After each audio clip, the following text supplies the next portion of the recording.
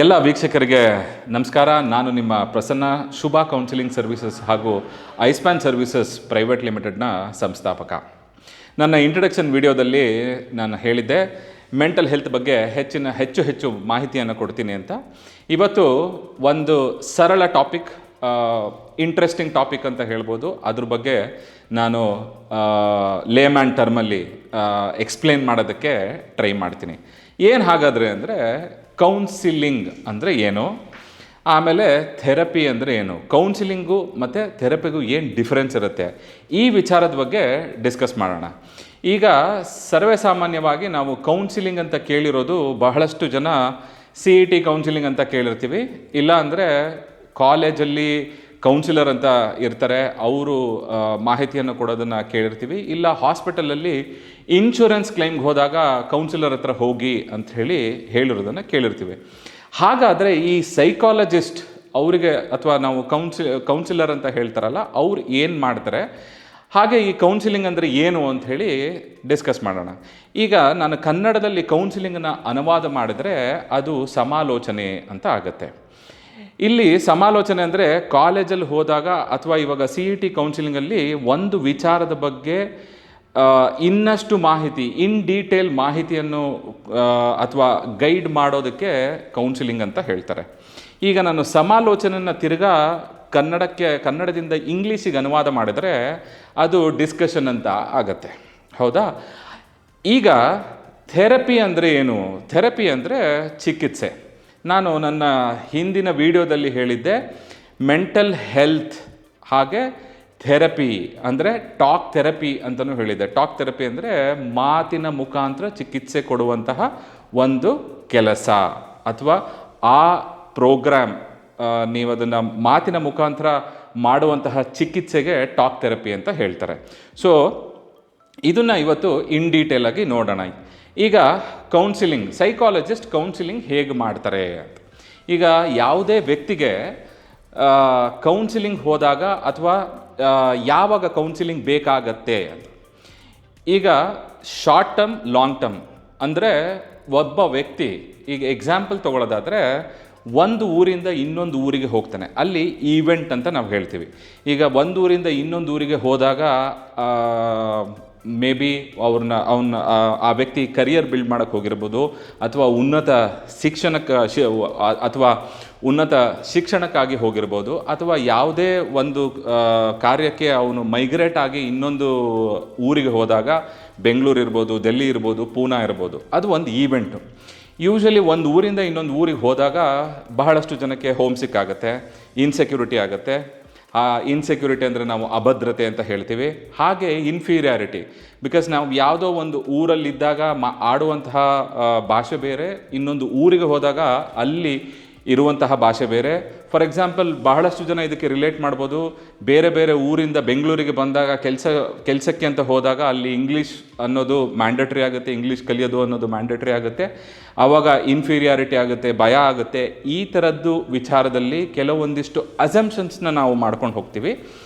ಅಲ್ಲಿ ಈ ಮನಸ್ಸಲ್ಲಿ ಆಗುವ ಗೊಂದಲಗಳನ್ನು ನಾವೀಗ ಯಾರಿಗೂ ಹೇಳೋಕ್ಕಾಗಲ್ಲ. ಯಾಕೆ ಅಂದರೆ ಊರು ಹೊಸದು, ಜಾಗ ಹೊಸದು, ಹೊಸ ಜನ ಅಂತೆಲ್ಲ ಇದ್ದಾಗ ಅಪ್ಪ ಅಮ್ಮನ ಹತ್ರ ಆಗಲಿ ಅಥವಾ ಫ್ರೆಂಡ್ಸ್ ಹತ್ರ ಆಗಲಿ ಹೇಳಕ್ಕೆ ಆಗದೇ ಇರೋವಂಥ ವಿಚಾರಗಳನ್ನು ನಾವು ಸೈಕಾಲಜಿಸ್ಟ್ ಹತ್ರ ಹೋದರೆ ಅವರು ಕೌನ್ಸಿಲಿಂಗ್ ಮುಖಾಂತರ ನಮಗೆ ಹೆಲ್ಪ್ ಮಾಡ್ತಾರೆ. ಈಗ ನಾನು ಕೌನ್ಸಿಲರ್ ಹತ್ರ, ಸೈಕಾಲಜಿಸ್ಟ್ ಹತ್ರ ಹೋದಾಗ ಕೌನ್ಸಿಲಿಂಗಲ್ಲಿ ಇದು ಶಾರ್ಟ್ ಟರ್ಮ, ಲಾಂಗ್ ಟರ್ಮ, ಅಥವಾ ನನಗೆ ಯಾಕೆ ಹೀಗೆ ಆಗ್ತಾ ಇದೆ ಅನ್ನೋದು ಗೊತ್ತಿರೋಲ್ಲ. ಇನ್ ಕೇಸ್ ಈ ಈವೆಂಟ್ ಆದಾಗ ಅಲ್ಲಿ ಕೌನ್ಸಿಲಿಂಗ್ ಮುಖಾಂತರ ನಿಮಗೆ ಒಂದು ಗೈಡೆನ್ಸ್ ಬೇಕಾಗತ್ತೆ. ಆ ಗೈಡೆನ್ಸು ಈ ಸೈಕಾಲಜಿಸ್ಟು ಕೊಡ್ತಾರೆ. ನನ್ನ ಹತ್ರ ಡಿಫ್ರೆಂಟ್ ಥಾಟು, ನಾನು ಮಾಡ್ತಾ ಇರೋದು ಸರಿನೋ ಇಲ್ವೋ, ನಾನು ಇಂಗ್ಲೀಷ್ ಕಲಿಯೋಕ್ಕಾಗುತ್ತೋ ಇಲ್ವೋ, ಅಥವಾ ನಾನು ಈ ಊರಲ್ಲಿ ಮುಂದೆ ನನ್ನ ಜೀವನ ಮಾಡೋಕ್ಕಾಗುತ್ತೋ ಇಲ್ವೋ, ಬಹಳಷ್ಟು ವಿಚಾರಗಳು, ಅದೆಲ್ಲದು ಶಾರ್ಟ್ ಟರ್ಮ್, ಆ ಸಮಯಕ್ಕೆ ಬರುವಂತಹ ಥಾಟ್ಸ್ಗಳು ಅಲ್ಲಿ ಕೌನ್ಸಿಲಿಂಗ್ ಮುಖಾಂತರ ಹೆಲ್ಪ್ ಆಗುತ್ತೆ. ಹೀಗೆ ಇವಾಗ ಥೆರಪಿ ಅಂದರೆ ಏನು? ಥೆರಪಿ ಅಂದರೆ ಚಿಕಿತ್ಸೆ. ಸೊ ಯೂಶಲಿ ಸೈಕಾಲಜಿಸ್ಟ್ ಅಂದರೆ ಇವಾಗ ಏನು ಹೇಳ್ತಾರೆ ಅಂದರೆ ಕೌನ್ಸಿಲಿಂಗ್ ಫಾಲೋಡ್ ಬೈ ಥೆರಪಿ ಅಥವಾ counselling followed by talk therapy ಅಂತ ಹೇಳ್ತಾರೆ. ಇವಾಗ ಕೌನ್ಸಿಲಿಂಗ್ ಹೋದಾಗ ಅಲ್ಲಿ psychologist is able to diagnose, ಅಂದರೆ ಅವರು ನಿಮ್ಮ ಮಾತಲ್ಲಿ ಗೊತ್ತಾಗುತ್ತೆ. ನಾವು ಈಗ ಪ್ರತಿಯೊಂದು ವಿಚಾರನೂ ಹೇಳೋದಕ್ಕೆ ಶುರು ಮಾಡ್ತೀವಿ, ಇದು ಲಾಂಗ್ ಟರ್ಮಾ ಅಥವಾ ಶಾರ್ಟ್ ಟರ್ಮಾ.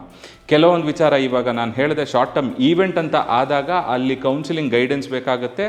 ಆ ಕೌನ್ಸಿಲಿಂಗ್ ಮಾಡಿದ್ರೆ ನಮಗೆ ಹೆಲ್ಪ್ ಆಗುತ್ತೆ, ನೆಕ್ಸ್ಟು ನಾವು ಪರ್ಸ್ಯೂ ಮಾಡ್ಕೊಂಡು ಹೋಗ್ತೀವಿ.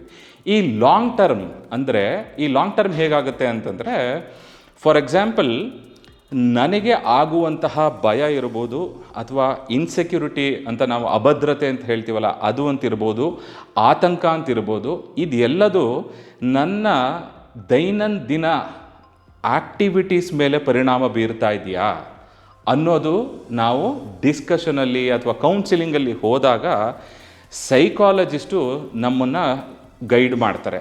ಆವಾಗ they will initiate a talk therapy. ಇವಾಗ ನೀವು ಬಹಳ ಜನ ಕೇಳಿರ್ತೀರ ಥೆರಪಿ ಅಂತ ಹೇಳಿದ ತಕ್ಷಣ CBT ಅಂತ, ಬಹಳ ಜನ ಗೂಗಲ್ ಮಾಡಿ CBT ಮಾಡ್ತೀರಾ ಅಂತಲೂ ಕಾಲ್ ಮಾಡ್ತಾರೆ ನಮಗೆ. ಅದು ಹೇಗಂದರೆ ಕಾಗ್ನೇಟಿವ್ ಬಿಹೇವಿಯರಲ್ ಥೆರಪಿ. ಇವಾಗ ಕಾಗ್ನೇಟಿವ್ ಬಿಹೇವಿಯರಲ್ ಥೆರಪಿ ಅಂದರೆ ಮೇ ಬಿ ಬಿಕಾಸ್ ಆಫ್ ಸಣ್ಣ ಏಜಲ್ಲಿ ಇದ್ದಾಗ ಆಗಿರುವಂತಹ ಎಕ್ಸ್ಪೀರಿಯನ್ಸ್ಗಳು, ಅಥವಾ ಸಣ್ಣ ಏಜಲ್ಲಿ ಆಗಿರುವಂತಹ ಎಷ್ಟೋ ಜನಕ್ಕೆ ಅಬ್ಯೂಸ್ ಕೂಡ ಆಗಿರುತ್ತೆ, ಎಷ್ಟೋ ಜನಕ್ಕೆ ಬ್ಯಾಡ್ ಎಕ್ಸ್ಪೀರಿಯನ್ಸ್ ಆಗಿರುತ್ತೆ. ಇದು ಎಲ್ಲದ್ರದ್ದು ಬೇಸ್ ಮೇಲೆ ಯಾವ ಥರ ಥೆರಪಿ ಬೇಕು ಅಂತ ಒಂದು ಹಲವಾರು ಥೆರಪಿಗಳಿದೆ. 15ಕ್ಕಿಂತ ಹೆಚ್ಚು ಸೈಕೋಥೆರಪಿ ಅಂತ ಹೇಳ್ತೀವಿ. ಈ ಥರದ್ದು ಥೆರಪೀಸ್ಗಳಿರುತ್ತೆ. ಸೊ ಈ ಕೌನ್ಸಿಲಿಂಗ್ ಆದಮೇಲೆ ಸೈಕಾಲಜಿಸ್ಟು ನಿಮಗೆ ಯಾವ ಥೆರಪಿ ಬೇಕು ಅನ್ನೋದನ್ನು ಸಜೆಸ್ಟ್ ಮಾಡ್ತಾರೆ. ಇಲ್ಲಿ ನಾನು ನಿಮಗೆ ಕೌನ್ಸಿಲಿಂಗ್ ಅಂದರೆ ಏನು ಅಥವಾ ಥೆರಪಿ ಅಂದರೆ ಏನು ಅನ್ನೋದನ್ನು ಸರಳವಾಗಿ ಎಕ್ಸ್ಪ್ಲೇನ್ ಮಾಡೋದಕ್ಕೆ ಟ್ರೈ ಮಾಡಿದ್ದೀನಿ. ಇವಾಗ ಕೌನ್ಸಿಲಿಂಗ್ ಹೇಗಾಗತ್ತೆ ಇದನ್ನು ಒಂದು ಎಕ್ಸ್ಪ್ಲೇನ್ ಮಾಡ್ತೀನಿ. ಇದು ನಾವು ಯೋಚನೆ ಮಾಡುವಂತಹ ನಮ್ಮ ಥಾಟ್ಸ್ಗಳು. ನೀವು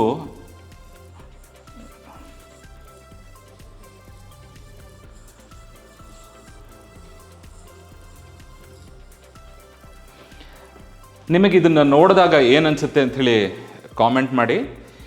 ಇಲ್ಲಿ ನಮ್ಮ ಆಲೋಚನೆಗಳು, ನಮಗೆ ಬರುವಂತಹ ಥಾಟ್ಸ್ಗಳು, ಅಥವಾ ನಾನು ತೊಂದರೆಯಲ್ಲಿ ಸಿಕ್ಕಾಕ್ಕೊಂಡಿದ್ದೀನಿ ಅನ್ನುವಂತಹ ಥಾಟ್ಸ್ಗಳು, ಇದು ಎಲ್ಲದೂ ನಿಮಗೆ ಜಂಬಲ್ಡ್, ಅಂದರೆ ಎಲ್ಲ ಒಂಥರ ಕಗ್ಗಂಟಾಗಿ ಇದೆ.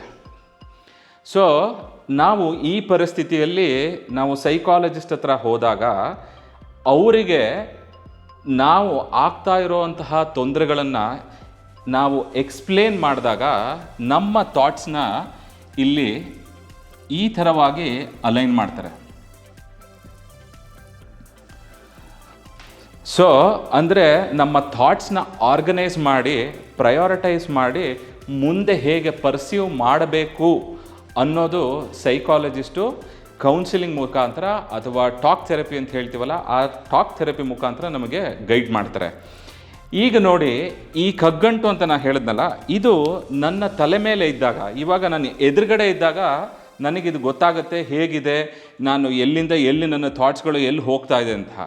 ಇದು ನನ್ನ ತಲೆಯಲ್ಲಿ ಈ ಥರ ಥಾಟ್ಸ್ಗಳು ಬಂದಾಗ ನಾನು ಮಾಡ್ತಾ ಇರೋದು ಸರಿನೋ, ಅಥವಾ ನಾನು ಹೋಗ್ತಾ ಇರೋ ದಾರಿ ಸರಿ ಇದೆಯೋ, ಅಥವಾ ನಾನೇನಾದ್ರು ತಪ್ಪು ಮಾಡ್ತಾ ಇದ್ದೀನೋ, ಅಥವಾ ಇನ್ನೊಬ್ಬರ ಹತ್ರ ಡಿಸ್ಕಸ್ ಮಾಡೋದು ಸರಿನೋ ತಪ್ಪೋ, ಈ ಥರ ಹಲವಾರು ಥಾಟ್ಸ್ಗಳು ನಮ್ಮ ತಲೆಯಲ್ಲಿ ಬಂದಾಗ it will lead to overthinking, ಅತಿಯಾದ ಆಲೋಚನೆಗೆ ಈಡಾಗೋಗ್ತೀವಿ.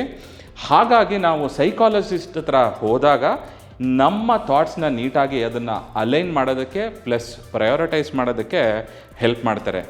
ಐ ಥಿಂಕ್ ಈ ವಿಡಿಯೋ ನಿಮಗೆ ಇಷ್ಟ ಆಗಿದೆ ಅಂತ ಅನ್ಕೋತೀನಿ. ಈ ವಿಡಿಯೋ ಇಷ್ಟ ಆಗಿದ್ದರೆ ನಿಮ್ಮ ಫ್ರೆಂಡ್ಸ್ ಆ್ಯಂಡ್ ಫ್ಯಾಮಿಲಿ ಜೊತೆಗೆ ಇದನ್ನು ಶೇರ್ ಮಾಡಿ. ಇನ್ನು ನಮ್ಮ ಚಾನಲ್ನ ನೀವು ಸಬ್ಸ್ಕ್ರೈಬ್ ಮಾಡಿಲ್ಲ ಅಂತಂದರೆ ಸಬ್ಸ್ಕ್ರೈಬ್ ಬಟನ್ ಒತ್ತೋ ಮುಖಾಂತರ ಸಬ್ಸ್ಕ್ರೈಬ್ ಮಾಡಿ. ಹಾಗೆ ಬೆಲ್ ಐಕಾನ್ ಒತ್ತೋ ಮುಖಾಂತರ ನಿಮಗೆ ನೆಕ್ಸ್ಟ್ ಬರುವಂತಹ ವೀಡಿಯೋಗಳು ಫಸ್ಟ್ ನೋಟಿಫಿಕೇಷನ್ ಬರುತ್ತೆ.